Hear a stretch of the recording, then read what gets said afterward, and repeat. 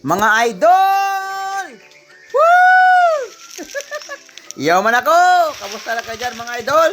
Sa video ito mga idol, ipapakita ko sa inyo kung ano yung ginawa namin sa lupa na nabili ko doon sa Barangay Bating, Mambusaw, Capiz. Ito ay binakura namin dahil ito yung lalagyan namin ng kambing. Ito pala yung lupa mga idol na nabili ko. Investment ko na para sa aming retirement ni Mrs. So ang ginawa ko, dati binakod ko yan ng lambat para sa kambing.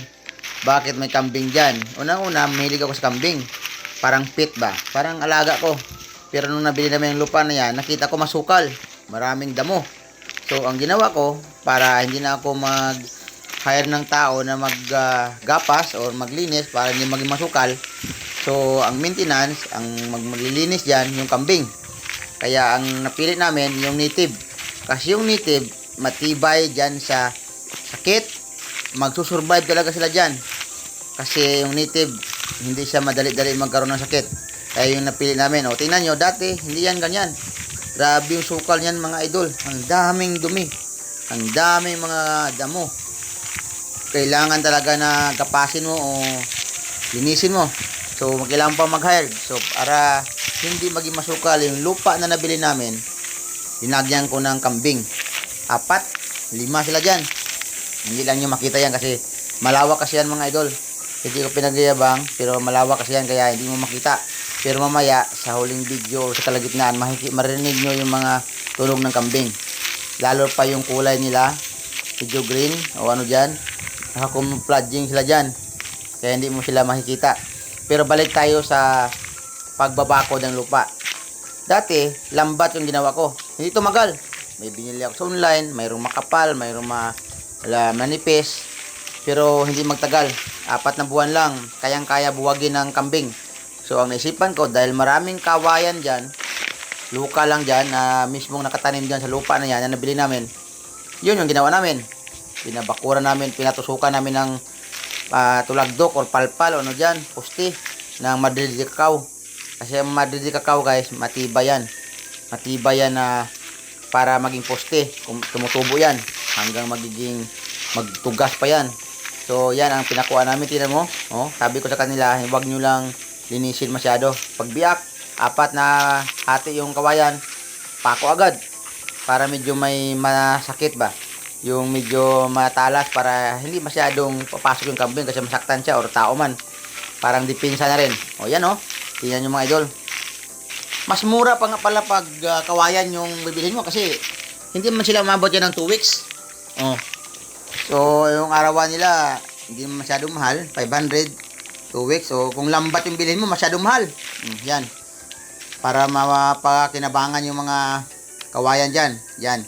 Shout out pala dyan sa mga patriarka family. Yan. Sa kay tatay Rudy at saka kay nanay Tuting. Sa aking mga pamilya dyan. Hindi ko na kayo pwedeng isa-isahin. Lalong-lalo na sa kay Idong. Hasta kasama niya nagtulong sa akin na magawa dyan. Pero wala ako dyan. Tulong sa aking diskarte ba. Idong, shout out sa inyo. Sa kasama mo. At least nagawa nyo. Believe ako sa inyo. Mga masipag kayo. Wala akong masabi. Basta kailangan kayo. Andyan kayo. Tingnan nyo mga idol Yan. Medyo again the light lang ang video kasi mayroong araw. So pero ganun pa man, makikita nyo kung gaano kataas yung kanyan. Siguro mga 5 yan. 5 feet. So hindi na enough na yan para hindi makatalon yung kambing. Pagtiyagaan nyo lang mga idol, mahaba itong video. Tuloy pa tayo.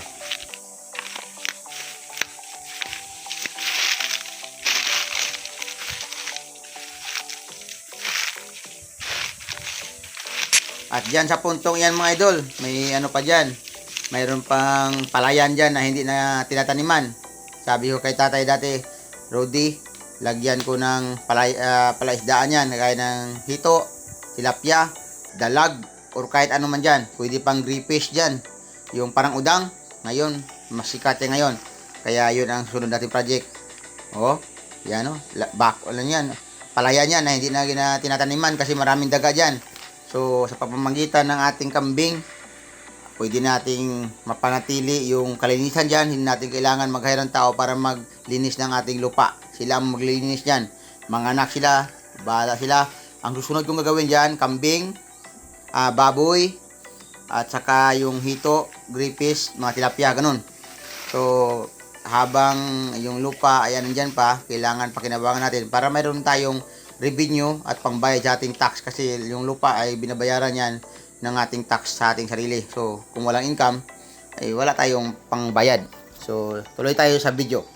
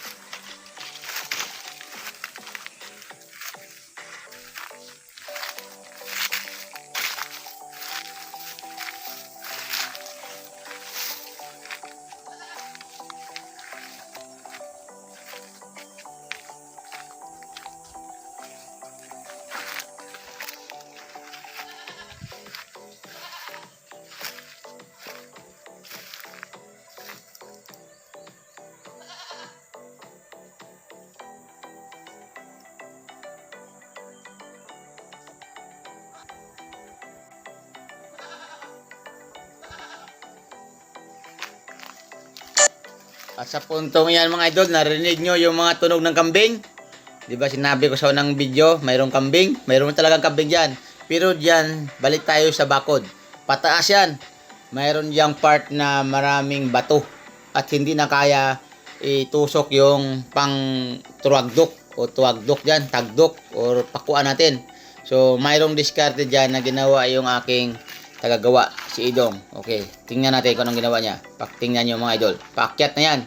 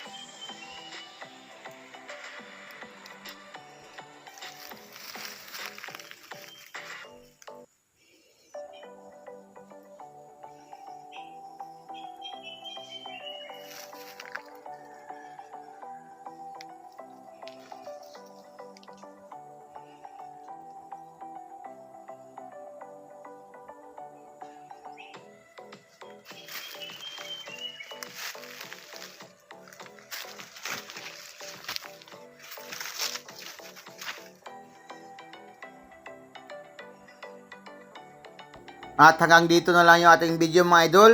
See you sa next video at maraming salamat sa inyong panonood at sa walang sawang suporta. Please subscribe or share my video. Mabuhay!